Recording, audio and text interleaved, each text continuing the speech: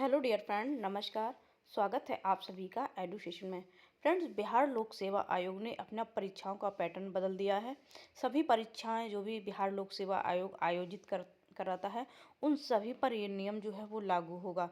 क्या है पूरी अपडेट, उसे आप देख पाएंगे। फ्रेंड्स, यदि यहाँ पर जो है आप सही से क्वेश्चंस का आंसर नहीं करेंगे और मार्क फिल नहीं करेंगे तो आपको 1/3 की नेगेटिव मार्किंग का सामना भी करना पड़ सकता है। तो क्या है पूरी अपडेट, उसे आप यहाँ पर देख लीजिए। ये बिहार लोक सेवा आयोग के द्वारा प्रेस विज्ञप्ति जो है वो जारी की गई है। बिहार लोक सेवा आयोग द्वारा आयोजित MCQ बहुविकल्पी आधारित परीक्षाओं में उत्तर प्रणाली को अधिक सुव्यवस्थित, पारदर्शी एवं अभ्यर्थी अनुशासन सुनिश्चित करने के उद्देश्य से ये संशोधन जो है वो किया गया है। तो इस प्रकार से यानी कि जो परीक्षाएं हैं उनमें सुव्यवस्थित, पारदर्शी और जो है सुनिश्चितता लाने के लिए ये संशोधन किया गया है। क्योंकि बहुत सारे कैंडिडेट क्या करते हैं, ओमार को खाली छोड़ देते हैं और फिर उनकी ओमार बाद में भरी जाती है और सोर्स के द्वारा, जिससे उनको जो है उनका सिलेक्शन हो जाता है और जो कैंडिडेट करके आते हैं उनका होता नहीं है।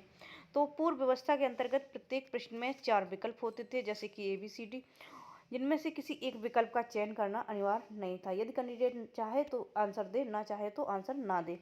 इसके परिणामस्वरूप अनेक अभ्यर्थी कई प्रश्नों को अनुत्तरित करके जो है छोड़ देते थे। परीक्षा व्यवस्था को सुदृढ़ एवं प्रमाणिक बनाने के लिए MCQ आधारित परीक्षा प्रणाली, उक्त प्रणाली में अब प्रत्येक प्रश्न में जो है वो 5 विकल्प यानी कि ABCDE प्रदान किए जाएंगे, जिसमें विकल्प E का अर्थ प्रयास नहीं किया गया है। जैसे कि यदि आपको जो 4 ऑप्शंस दिए गए हैं, 4 ऑप्शंस में से आपको क्वेश्चंस नहीं आ रहा है, 4 ऑप्शंस में से जैसे आपको क्वेश्चन नहीं आ रहा है तो आपको क्या करना है, जैसे ABCD ये 4 विकल्प थे पहले, तो अब इनमें से जो है आपको जो आंसर देना था वो आपको दे दिया। यदि आपको आंसर नहीं आ रहा है तो आप ई विकल्प का चयन करके गोला भर देंगे कि हम इसका उत्तर नहीं दे रहे हैं। यानी कि ई विकल्प का मतलब होगा आपने उसमें से कोई आंसर नहीं किया। यदि आप ई विकल्प भर देते हैं तो आपने आंसर नहीं किया है तो आपका क्वेश्चन गलत निकलता है, तो आपको यहाँ पर निगेटिव नहीं दिया जाएगा। लेकिन यदि आप गोले छोड़ते हैं, आप उनका आंसर नहीं देते हैं, तो आपको जो है 1/3 की जो है इनमें से ABCDE यानी कि इन 5 विकल्पों में से कोई भी यदि गोला नहीं भरते हैं तो प्रत्येक अनुत्तरित प्रश्न पर जो है नेगेटिव अंकन का सामना जो है किया जाएगा। प्रत्येक अनुत्तरित प्रश्न यहाँ पर तुरंत यहाँ साफ साफ आप देख सकते हैं कि ऐसा नहीं है, कई एग्जाम में ऐसा होता था कि 10 प्रश्न ना करो तो उसके बाद नेगेटिव शुरू होगी। यहाँ प्रत्येक की बात की गई है, यानी कि इन 5 में से आपको एक गोला भरना जरूरी हो गया है। यह संशोधन व्यवस्था आगामी परीक्षाओं में प्रभावी होगी, यानी कि आने वाली जो भी बिहार लोक सेवा आयोग की परीक्षाएं होंगी उन पर ये नियम जो है वो लागू हो चुका है।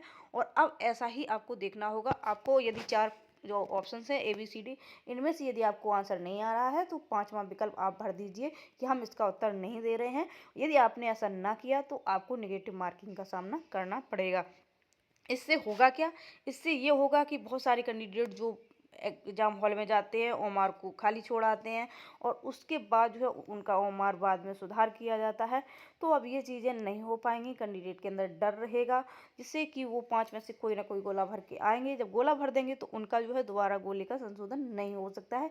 इससे जो सुचारू रूपता से यहाँ पर एक ये चीज़ें होंगी कि जो गोला सभी भरे जाएंगे तो बाद में ओमार जो गलत तरीके से फिल की जाती है वो नहीं हो पाएगा, उन पर थोड़ी लगाम लगेगी। तो इस प्रकार से फ्रेंड्स, ये जो नई पहल है वो लोक सेवा आयोग की, बिहार लोक सेवा आयोग की, तो इन्होंने सिर्फ कैंडिडेट के ही हित के लिए ये किया है।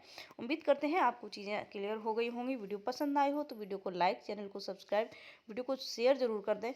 मिलते हैं नेक्स्ट वीडियो में। Thank you.